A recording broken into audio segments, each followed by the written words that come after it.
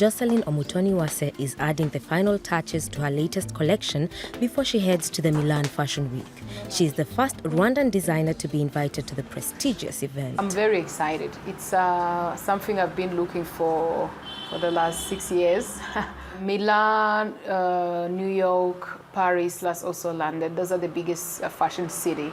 And when you get a chance to present your collection there, it's really another level of experience. The 31-year-old created her design label Rwanda Clothing in 2012 without any formal training. But what she did have was the support of her family and an eye for fashion.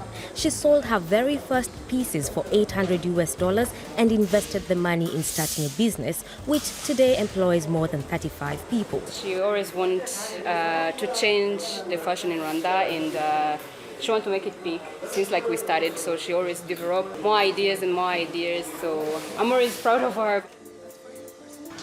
Joselyne wants to make waves in Milan. She sees it as a chance to show the world what great talent Africa has to offer.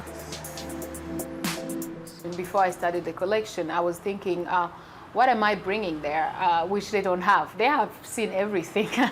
But I can bring a beautiful gown which has a story. Something which is connected to my culture and my background. And the collection I created, it's called Inhore. The word Inhore means warrior.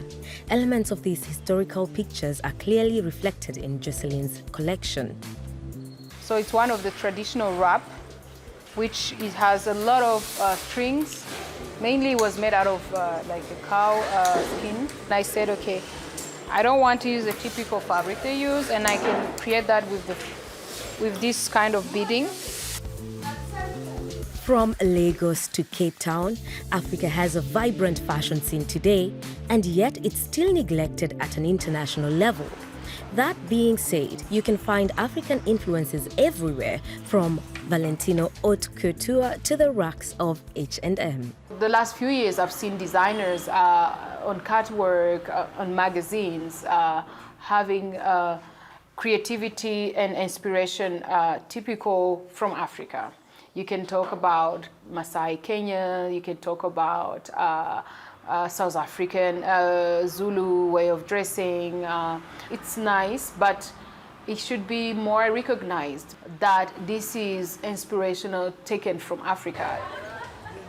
African prints also play a huge part in Joselyne's designs. She's come to a local shop to stock up on colorful kitenge fabric. To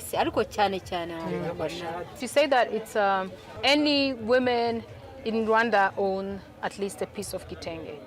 Voices on the African fashion scene often criticize how international designers appropriate African ideas and even romanticize African daily life. They argue that the African designers themselves need to step into the spotlight. The visibility was missing, and because there was not visibility, people can take our identity very easy and just call it their own.